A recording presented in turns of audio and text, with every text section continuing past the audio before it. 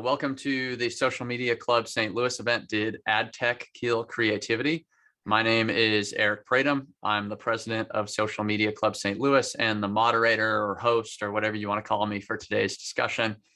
Before I introduce our guest, a little housekeeping. I'm going to kick off with a handful of questions, but we do have both the chat and the Q&A functions here. So please use the Q&A function when you have a question for Bob. And if you simply have something to say to other attendees here, I encourage you to use the chat function and make sure that you select the option for all attendees and not just the panelists to see your message so that we can hopefully have a lively discussion. Next month, we'll be talking about the pandemic, how and whether it changed our behavior, and what marketers need to know about their audience's pandemic-driven or not pandemic-driven behavior change. I'll drop a link for that event into the chat shortly. And then in November, we're having an in-person event here in St. Louis about businesses that have actually thrived and grown during the pandemic. I'll also drop a link to that event in the chat shortly. And then finally, Social Media Club Los Angeles is hosting an event about mental health and social media tonight. I'll also drop a link for that into the event shortly. But all of that aside, let's get to our guest. Bob Hoffman is joining us today. Bob is the author of 5 Amazon #1 selling books about advertising.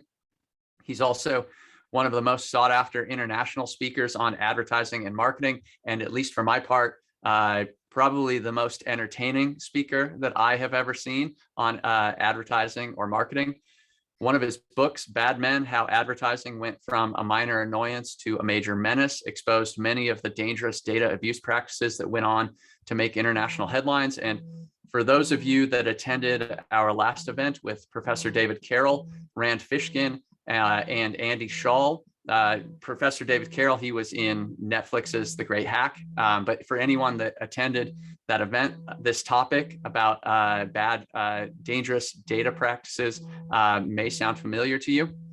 Bob is the creator of the popular The Ad Contrarian blog and newsletter, named one of the world's most influential marketing and advertising blogs by Business Insider.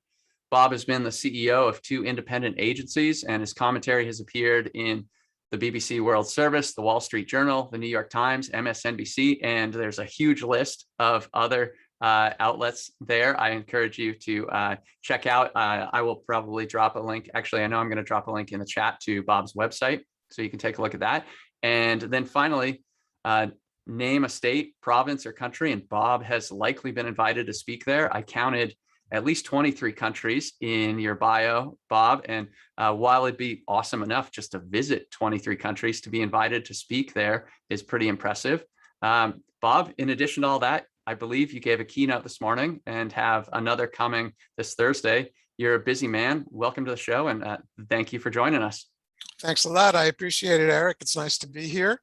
Thank you. And all you participants, thank you for joining us. I hope we'll have a nice discussion today. Hey, Awesome. Before we get to advertising, how many games have the Cardinals won in a row now? That's the important. Yeah. You know, I'll tell you this. I'm a transplant to the St. Louis area from Seattle. So, you're a Mariners. However, though, you know, I moved here in 2019, and the Blues had a pretty good year right after that. So. Coincidence? I don't know. You're taking credit for all this, huh? We might have to do some back testing, but okay, yeah. Yeah. So, but you know, whether it's the Seattle Mariners or the Seattle Seahawks, you know, I don't get my hopes up, I guess. The Cardinals, I'm still getting accustomed to. Okay.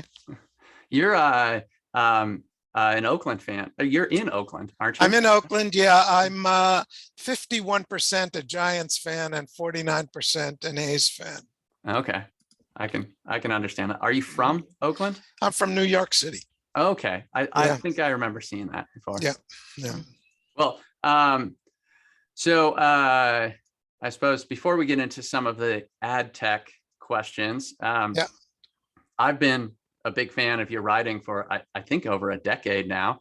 It seems like there's not a blog post or newsletter that you write that I'm not sharing with somebody. But for those that are not familiar with you, what do you feel is important for them to know about you, your background, or your work? Well, I started as a teacher. I started my career as a science teacher, and I was the world's worst teacher, and I was terrible at it, and I knew it wasn't going to be a career for me. Teachers are, teachers are nurturing, and teachers are sympathetic, and and I'm neither. I'm not nurturing, and I'm very impatient. And so I knew that wasn't going to be my career. But I ran into a friend from college, and I asked him what he was doing, and he told me about advertising, and I had never studied advertising. I didn't know anything about it. But I wound up getting a job in New York City, and then I came out to San Francisco. And San Francisco is really where my career got good. And yeah, and so I worked in a few agencies. I was actually CEO of 3 agencies, but who's counting?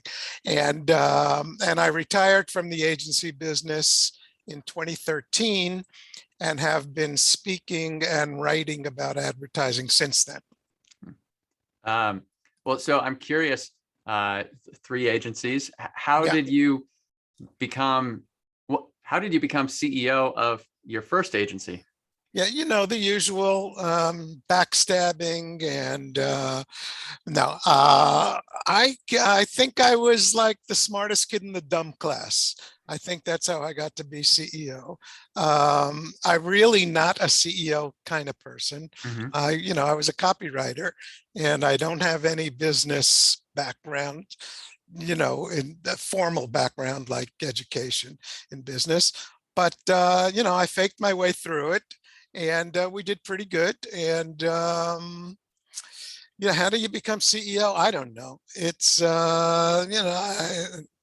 the people who own the agency thought I could do a good job, and so they made me CEO, and that's what happened. And then, so you were CEO of one agency. I was Did- CEO. I was CEO of an agency in San Francisco, Yeah. and then we were bought by an international Mhm. agency. And after a while, they made me CEO of their US operation. Hmm. And then I left there, and I just did freelance creative work for a few years. And then I went back into the agency business and became CEO of another agency. Yeah. Um, Yeah. And so you referenced becoming a writer and Yeah. speaker. How did you get started in blogging and social media, on behalf of yourself or as the Ad Contrarian? Yeah. It started a long time ago, like 20 years ago. And I just was not happy with what I was seeing in the agency world. And I started writing essays to myself pretty much. The way I can determine whether I know what I'm talking about or not, whether I'm thinking straight or not, is to write it down. And if I can write it down in a sensible way, then I have a pretty good feeling that I know what I'm talking about. And so I would write, so I saw things that were going on that were, I thought, crazy. And I started writing little essays and notes to myself about it. And then our agency put a lot of it together and created a little booklet that we used as a promotional device. And then in 2007, I discovered blogging. I discovered that I didn't know they were blogs. So I said, hey, what I'm doing is essentially blogging to myself. So why don't I just start a blog? And I was at an agency conference in Arizona. And I said, I have an afternoon off here. So I started writing stuff in the blog. And for 2 years, it kind of went nowhere. I didn't really have a voice. I didn't know what, I wasn't good at it. Let's put it that way. And then I wrote a piece and it got some notoriety. And so that's how the blog kind of took off. And I did that while I was still working at the agency. So between 2007 and 2013, I was still working at the agency and I was blogging. And I was kind of circumspect to a little degree in what I would write because I had clients, and my partners at the agency were horrified at my blogging. And so but then in 2013, after I retired, and I didn't have anyone to be worried about other than myself, and I really didn't give a shit anymore what I said. I could be more honest in what I said. And then the blog really started to take off. And about, I don't know, a year or two ago, writing a blog piece every day is really a pain in the ass. And I got tired of it. And so I turned it into a newsletter. And now I write it usually once a week, not always. Once again, being retired is great. You do whatever the hell you want. So when I don't feel like writing it, I don't write it. But that's really my history in social media, and it has been very successful. It got me a lot of speaking gigs, and it got me, the books I've written have been successful mainly because of my social media presence, which is kind of a little bit against my grain because I'm not really a big fan of social media. And I think most people who use it are terrible at it and don't do it very well. And but I have been, I think I've been pretty good at it. And a lot of the result is that I've had a very nice second career as a writer and speaker. Well, I suppose before we get into the more topical questions for today, Yeah. there's questions related to the session.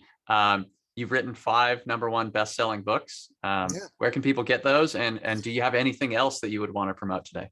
Yeah, you get them at Amazon. I only sell my books through Amazon because I'm too lazy to deal with other sellers, and I'm too lazy to deal with publishers who would get me other kinds of distribution. So Amazon makes it very easy. And so, I publish through them and I sell the books through them. And the other advantage is when you're only selling through Amazon, if I were selling my books all over the place, I probably wouldn't have had 5 #1 Amazon books, right? Yep. Because it would be distributed and I wouldn't have that claim, which is a very nice claim to have, right? So there's a little bit of marketing strategy in there also. Yeah. Yeah. Yeah.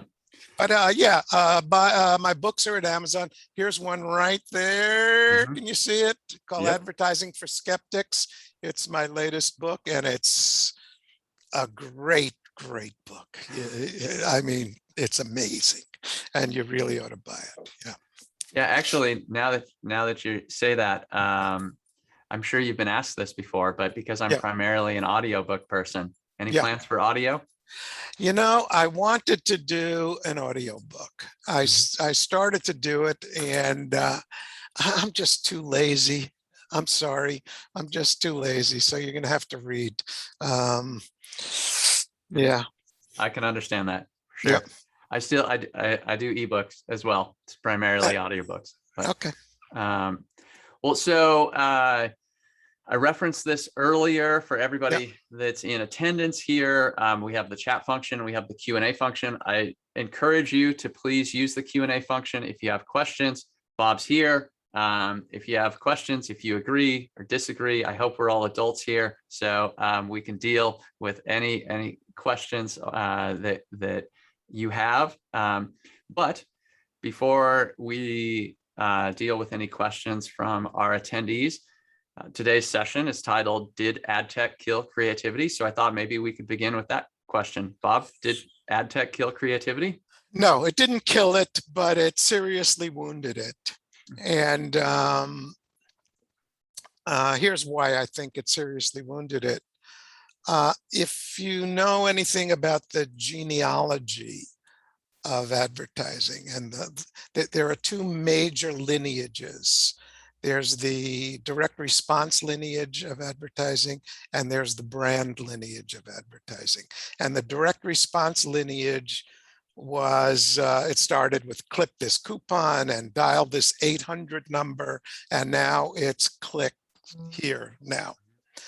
The brand lineage is the lineage of Coca-Cola and Apple and Nike, and it's the good kind. It's the kind of advertising that we think of as good advertising. Not all of it. I mean, most of it is not good, but whatever part of advertising is good is generally in the brand lineage.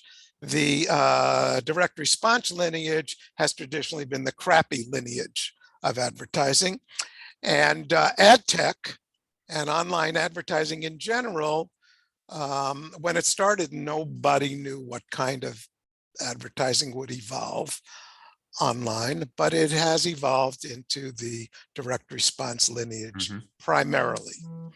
And that's why creativity, that's one of the reasons creativity has suffered, I think.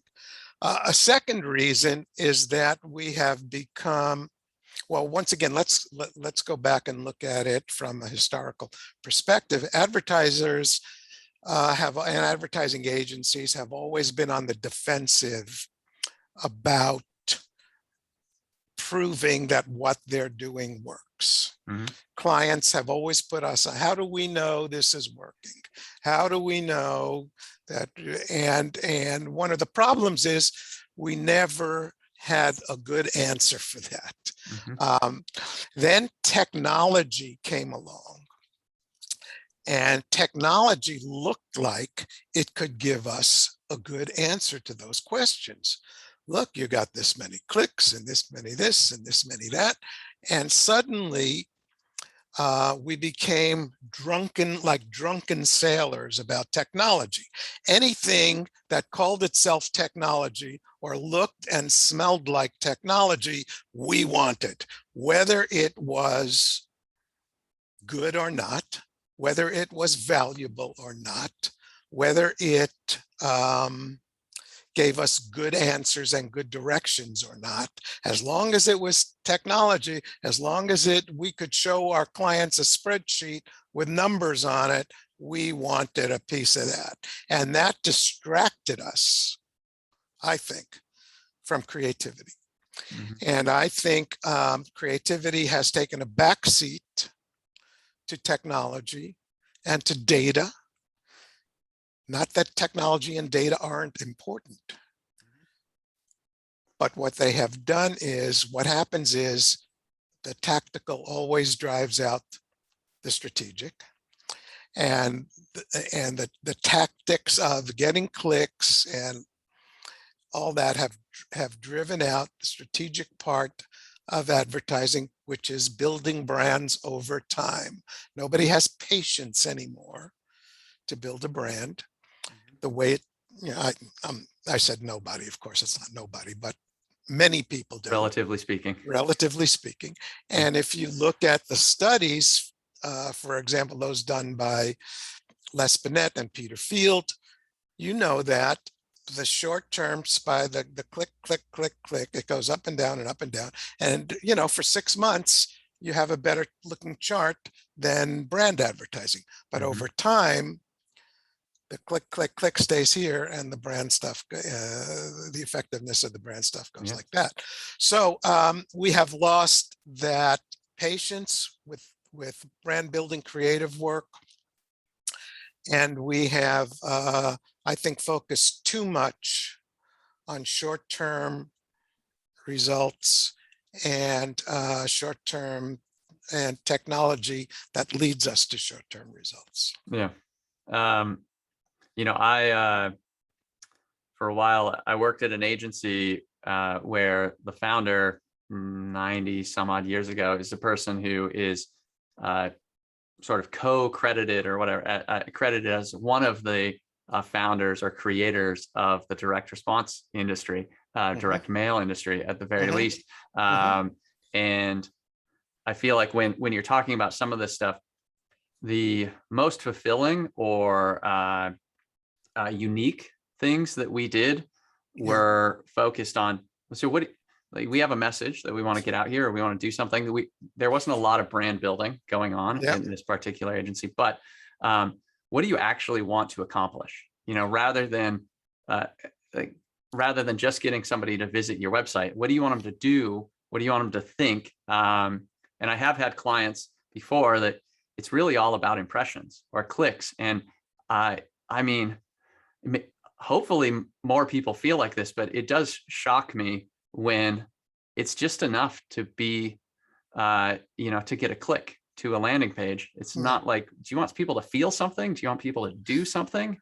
Well, we have taken what is the, I think, least difficult thing to accomplish in communication, and that is Mhm. generating a click, and made it the be all and end all. And if you look at all the great brands in the world, the Apples, Mhm. the Nikes, the Budweisers, the Yeah. Fords, the Toyotas, the McDonald's, were any of them built on direct response? The answer is no. Yeah. Can you find a super successful brand? Now, there are some moderately successful brands that have done okay, but if you notice, they're all moving into brand advertising after they establish a little base in direct response, in click here now. They go into brand, and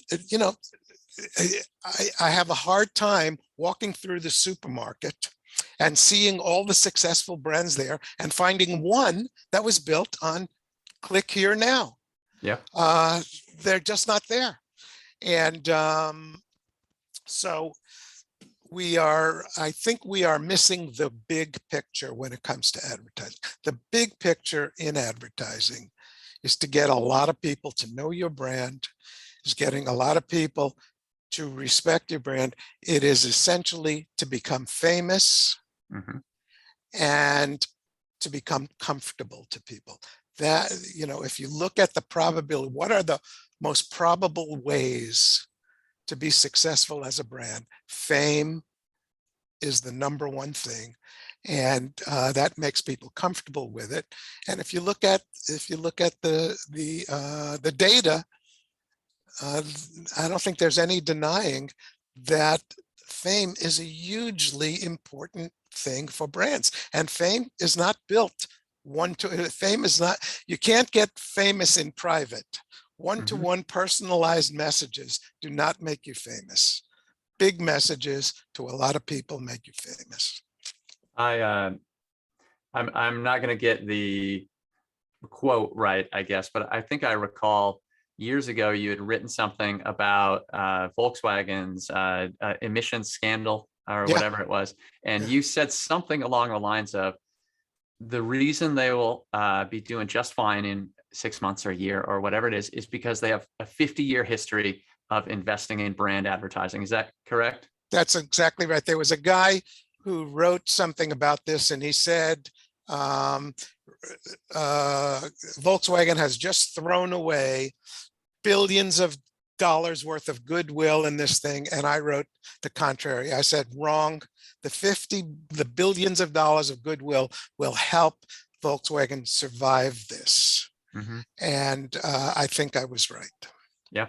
Well, certainly seems like that. And there's a question in the Q&A that I want to get to. Yeah. But before we go there, of course, everybody else, if you have questions, put them in the Q&A. I think I recall another thing that you had written years ago to speak to ad tech specifically. Yeah. I think you talked to somebody or whatever it was, and you said something along the lines of the basic foundation of ad tech, or the basic idea, is to get the most expensive eyeballs in the shittiest possible places. Yeah. Well, that's the value proposition mm-hmm. of ad tech, is that we will find you the best eyeballs at the cheapest possible price, because we have this technology. So we're going to find you the most expensive, the most valuable eyeballs in the dirtiest locations. And, it doesn't work. What happens is when you buy very cheap online media, what you're buying is bots. You're buying fraud. You're buying fraudulent websites. You're buying fraudulent viewers. And there is an enormous amount of fraud in the programmatic ecosystem that we just have all agreed to ignore.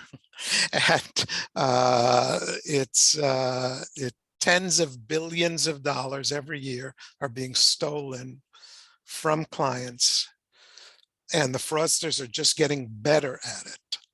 And we are falling far and far behind. Well, so when you say that, and we have 3 questions in the Q&A, and I do want to get to those, but you made me think of another thing. So I'm sorry, I'm preempting our attendees here. You're allowed to. You're the boss. You're allowed to do whatever you want. Go ahead. I hear I can unmute people, but I refuse to learn how to do so. There are, I'm sure that different people would debate, well, okay, so I can use an ad tech monitoring platform or fraud platform or whatever. And, I run ads for clients as well. And so there's a platform that we use. The effectiveness of some of that stuff, I don't know for sure. Yeah. But direct costs to advertisers aside, last month we had an event. I referenced Professor David Carroll, who was in The Great Hack and all that. And so we're talking about more like societal impacts. So I'm curious if you have your thoughts, I guess, on the impacts at a societal level of these types of technologies. Ad tech has been very bad for society. What happens is, let's use Facebook as an example. Facebook uses ad tech to compile information about us. They build algorithms from that information. Your Facebook page looks completely different from my Facebook page. My Facebook page is based on the algorithms that define me, and yours likewise for you. These algorithms are used to put us to help Facebook decide what to show us on the page. And what they claim is they're just a bulletin board that people are free to speak their mind. This is complete bullshit. There was a study done by Facebook executives after the 2016 election. They did it in 2018, and they found that 64% of people who went into extremist groups went there because they were fed group messages from Facebook. We think you will like this group. Yeah. And they go into those groups and they get down rabbit holes and they find people with more radical versions of their own predispositions. And that leads to radicalization. And that's what we're facing here in the US now. We have a very deeply divided society. And one of the reasons we do is because of what ad tech has done to our communication. It has divided us deeply, and it has created divisions in society that are not healthy and that are only getting worse.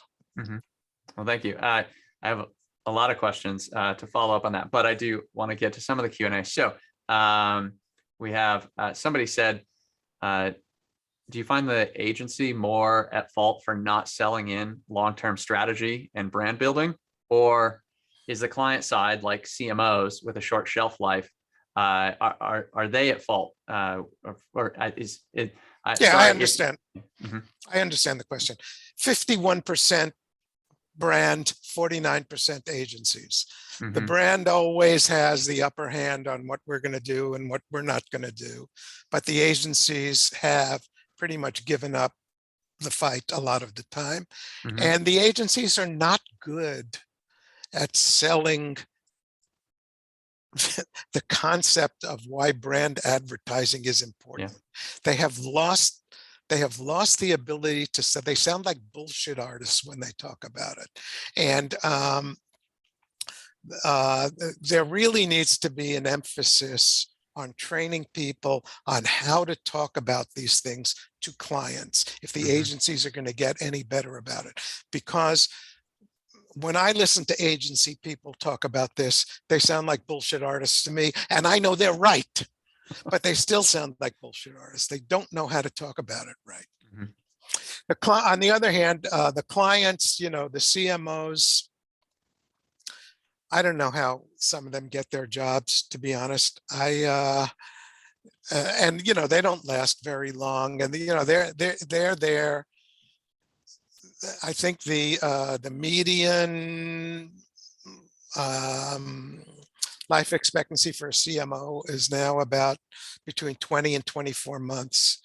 I mean, how do you live in a world like that where the odds are you're not going to have a job in a couple of years? So what are you going to do? Are you going to do work that's going to pay off 3 years from now? No, you're going to do work that's going to show some results this week. So you're going to go for clicks because you can do a chart and you can show, the C-suite boys that you're accomplishing something. So the odds are stacked against those of us who believe in brand building. Yeah. Well, I suppose following that line a little bit, I spent almost 10 years working in agencies, but for nonprofits. And at least within the United States, I can't speak for other countries.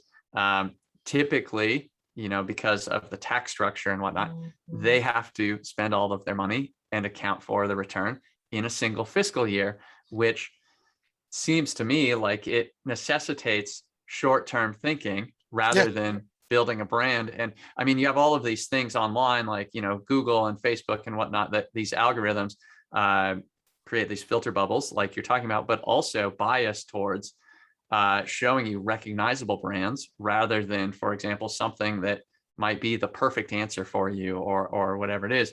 And so it seems like if we were talking about the nonprofit space at the very least, if I'm incentivized to spend my money this year and get it back this year, and not to invest for the long term, that it's unlikely we're going to have other, I don't know, big, nonprofits like a Save the Children or, whatever it is, unless someone like Bill Gates, invests $500 million in it to start off with.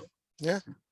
I also, I was talking to a former colleague today about this alignment between the client and the agency today. And I was saying, on your agency side, it sounds like you have a practitioner that knows what to do within the channel that you're working in. And you also have a director who understands the business that you're in, the vertical, and understands the execution. But those two people aren't talking. So when you have somebody pumping the workout at the execution level, they don't understand what you're trying to accomplish for the long term. And but that knowledge exists within the agency. It's just being really poorly managed. Mm-hmm. And then on the client side, you're paying these people. If you're paying them, on one hand, you're responsible to make sure that they get their job done. Yet at the same time, they're being paid. They should know what to do. They should know their business. Yeah, there's a lot of dumbness in the whole marketing world, mm-hmm. and there's a lot of bad training, and you really have to think for yourself. You have to stand on your own 2 feet, yep. and know what you're doing and why, and be able to explain it. Yep. Yeah. Well, okay. So we have another question from Rodney Tanner. Rodney said, do you think that part of the problem is the lack of basic knowledge of marketing and brand building by clients, silos of digital specialists, and so on? Yes, absolutely. Mm-hmm. I think what people are learning, I never took an advertising or marketing course in my life, but I think from what I can see, people are learning some stuff that isn't good. They're not being taught well about how advertising works, Mhm. and uh, and maybe it's just I because I have an unconventional view Mhm. of conventional wisdom in the marketing industry. I don't think the marketing industry really knows very much. I think we fake it. I think we pretend we know things that we don't really know, and we're not open-minded to unconventional thinking for the most part. Mhm. Um, this following that line of thinking, I got this from you. So again, I won't get the quote exactly right, but I seem to recall you making comparisons between marketers and other industries, whether it's medicine or I don't know, finance perhaps, or whatever, that there are industries where uh, there is a tangible or demonstrable outcome of your actions. And in marketing, very often, due to many reasons, you can spin the outcome, or you could say, pay no attention to the man behind the curtain Yeah, or whatever it is. And yeah, we can just move on to the next shiny object. yeah. There are so many um, elements that go Mhm. into marketing success. There's advertising, there's product. How good is the product? What is the competition doing? What is the price? What kind of distribution do you have? There are so many Mhm. things that we on the communication side can't control. As a result, marketing communication is often a weak force because there are so many, you know, if a product doesn't have distribution, it doesn't matter what you say about it. It ain't going to sell. If Yeah. if a product is priced too high, or if it's shitty, or if it's ugly, or marketing communication is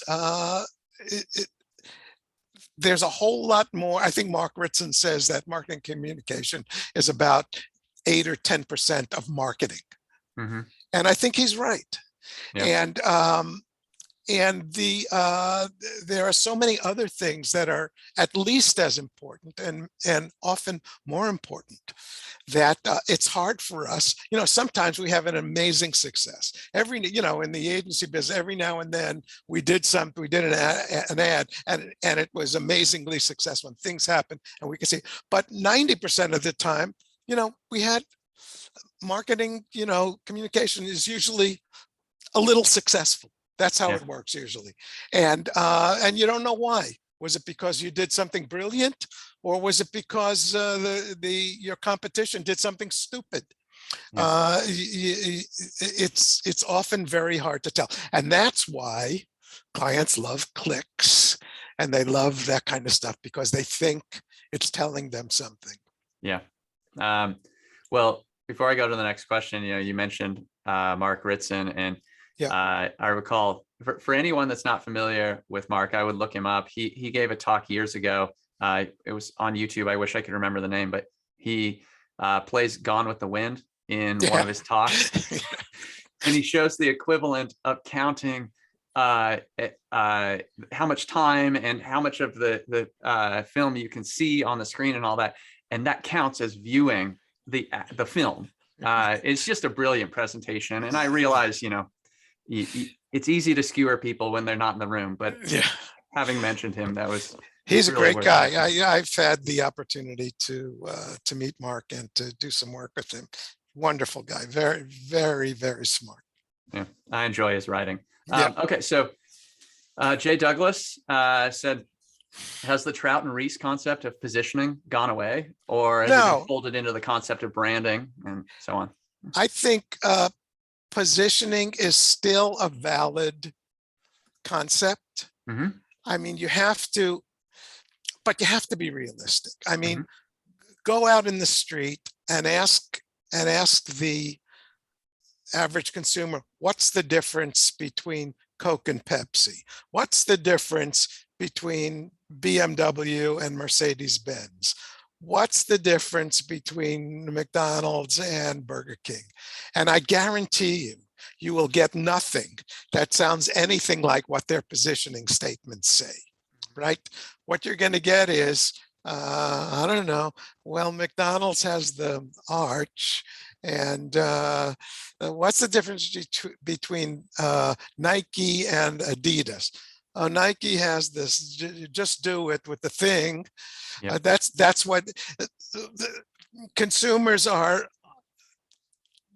annoyingly indifferent to our what we think is our brand meaning. Brand, all this brand meaning stuff, it sounds great in the conference room, but in the real world, there are very few brands that are truly differentiated. As Byron Sharp says, most they are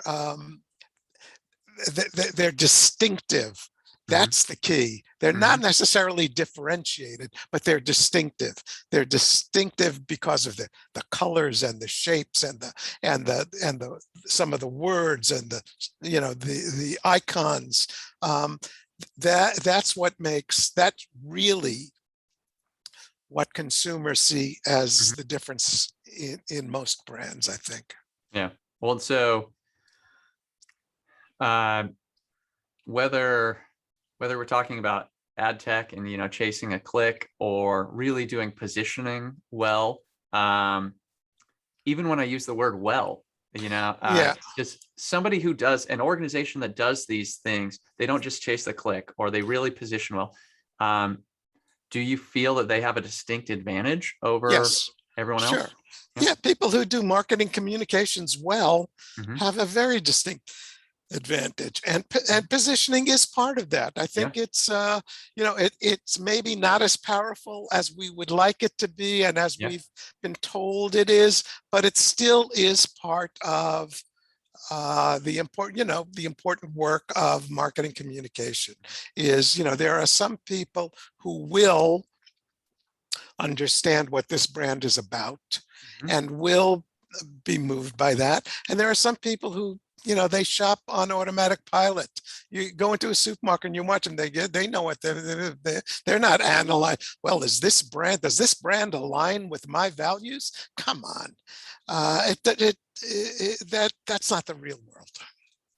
I attended a conference. I won't name names here, but it was this conference was for basically people under 30 in the advertising industry years ago. And it was, everything was paid for, travel, accommodations, everything was paid for the attendees by a big digital advertising publication.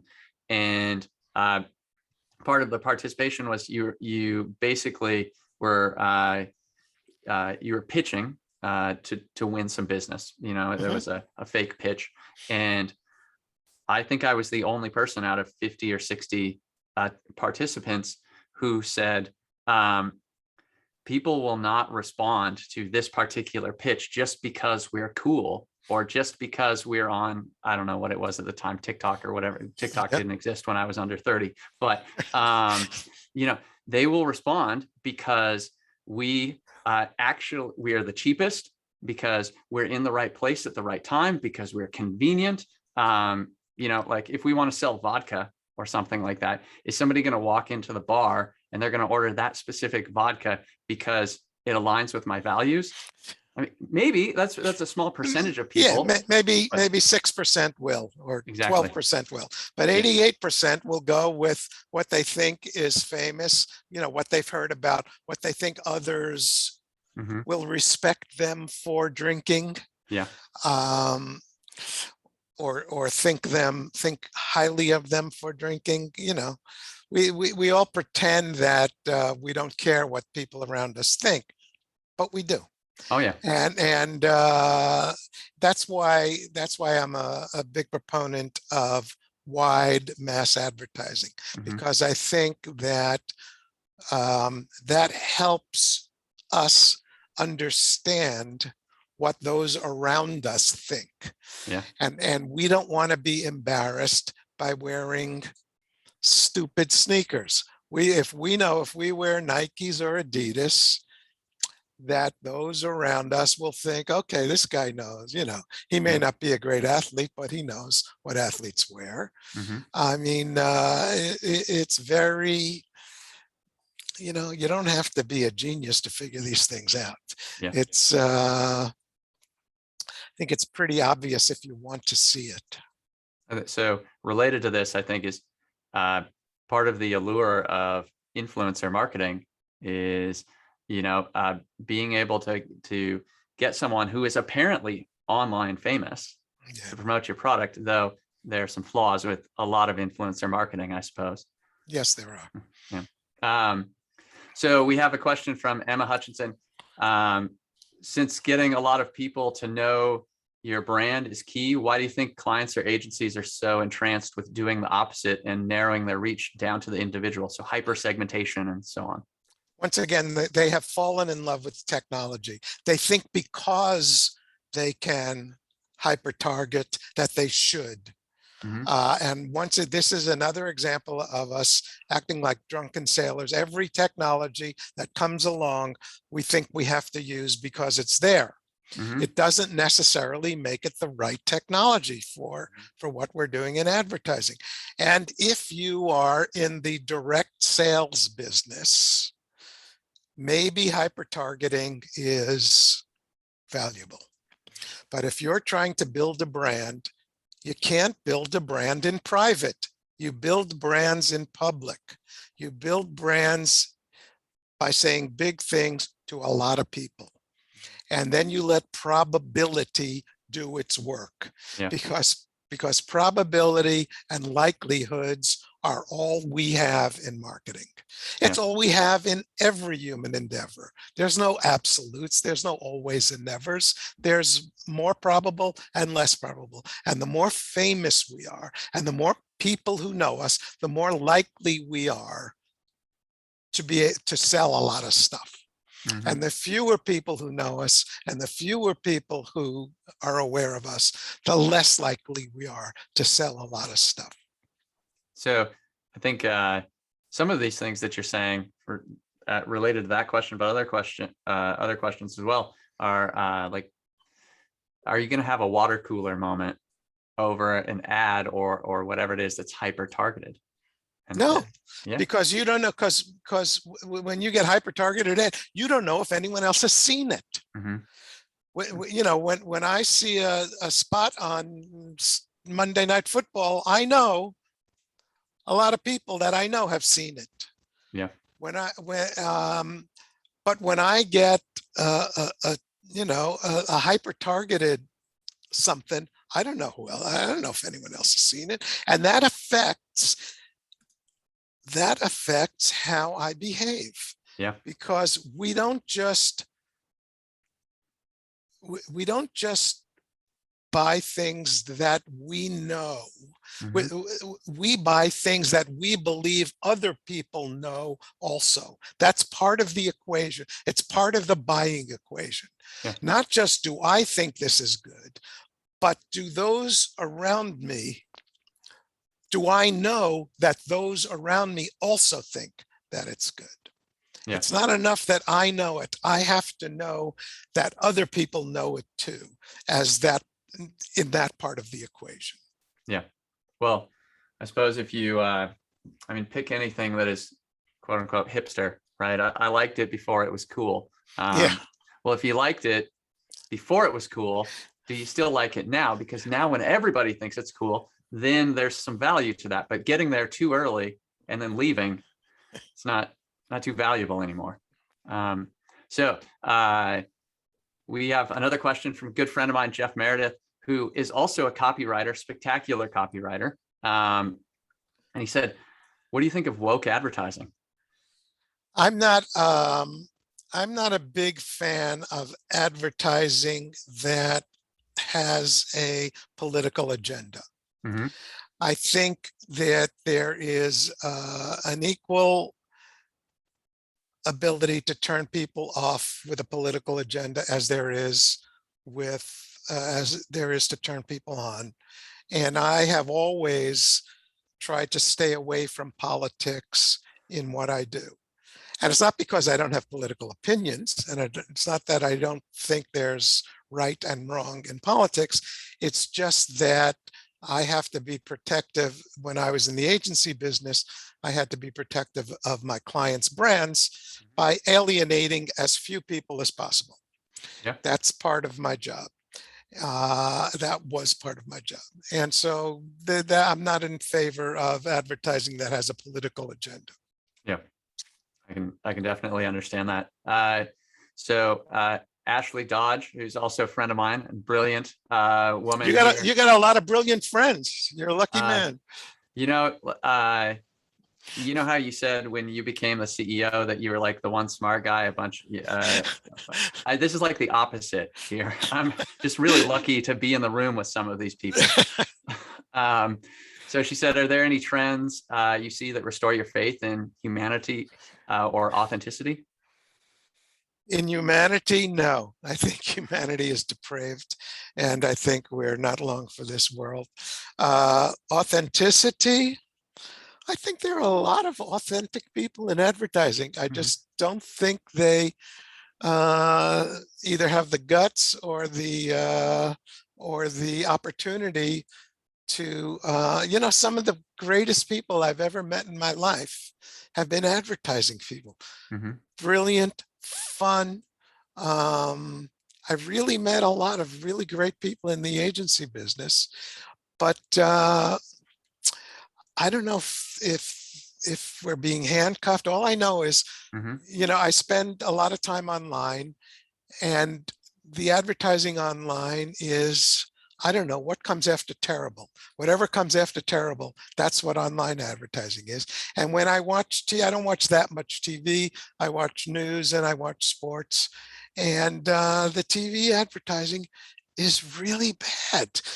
We used to, it was, advertising has always been like 85–90% crap. Now it's 94% crap. And that means there's half as much good stuff as there used to be. And there was a time when I was proud to be in advertising, but I think I don't just think, I know the research has shown the advertising industry has lost a tremendous amount of credibility with the public at large. And I don't think it's a mystery why that's happened. I think we've abused our privilege. I think we have, and we're not giving people value for their time, like we should be. Yeah. So Dominique says, let me take a contrarian view. Good. Is there any part of creativity that ad tech has improved, like automizing informative messages, enabling direct to consumer, things like anything? Yeah, there have ad tech has there have been some positive aspects of it. And if we were to take tracking away from ad tech, it would be so much better. The problem is not ad tech. The problem is tracking. If we got rid of tracking and we stopped spying on people and we stopped consumer surveillance at a very deep level, we could reimagine what ad tech could be without all the harm that it's doing. I'm not, I was a science teacher. I'm not against technology. I'm against the bad use of technology. That's what I'm against. I'm having a hard time imagining, and fortunately, I don't have to come up with a solution. I'm sure some smart person would, but having a hard time imagining what ad tech would look like without the tracking. Segmentation, we could segment by websites, I guess. And like you say, somewhere there's a smart person who needs to figure this out, because there's no reason, tracking's going to go away sooner or later. We're toying with ways to change it, and we're fudging around the edges, but it has to go Yeah. away because it's way too dangerous and Yeah. it's caused way too much damage.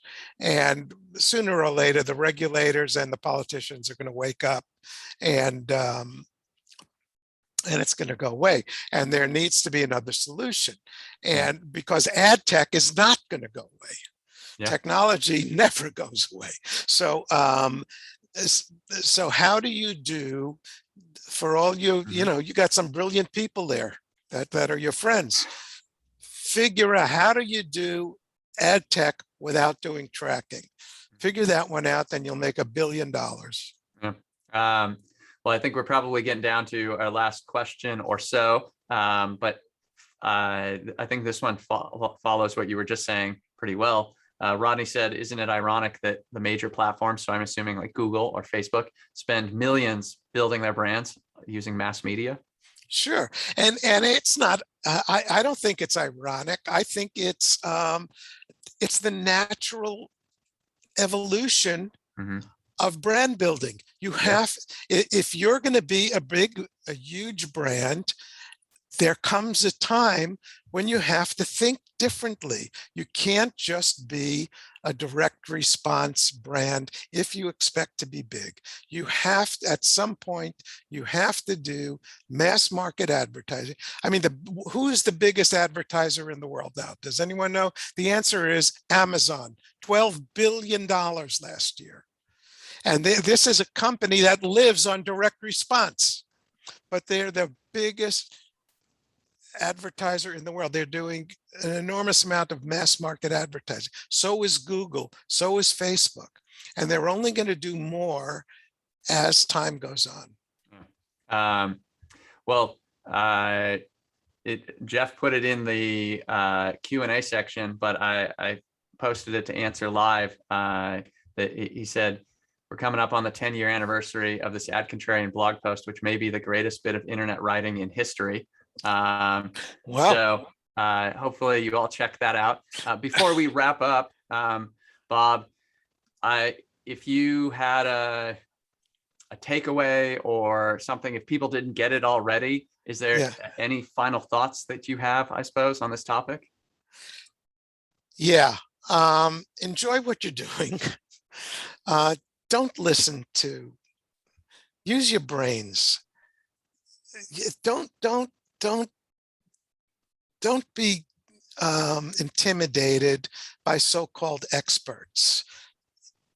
Don't listen to big mouths like me. Think for yourself, do your own digging, find your own realistic view of how things work, and find a voice that expresses that. Awesome. Well, thank you. So with that, we're going to wrap up. First and foremost, I want to thank our guest, Bob. If for anybody that's here, if you do not follow Bob, I provided some links in the chat, and I'm sure Google, YouTube, and other services can point you to Bob. Thank you to everyone that's joined us, and especially my thanks go to you, Bob. I hope to see everybody next time, and goodbye, everybody. Thank you, Bob. Thank you, Eric, and goodbye, everybody. Bye-bye.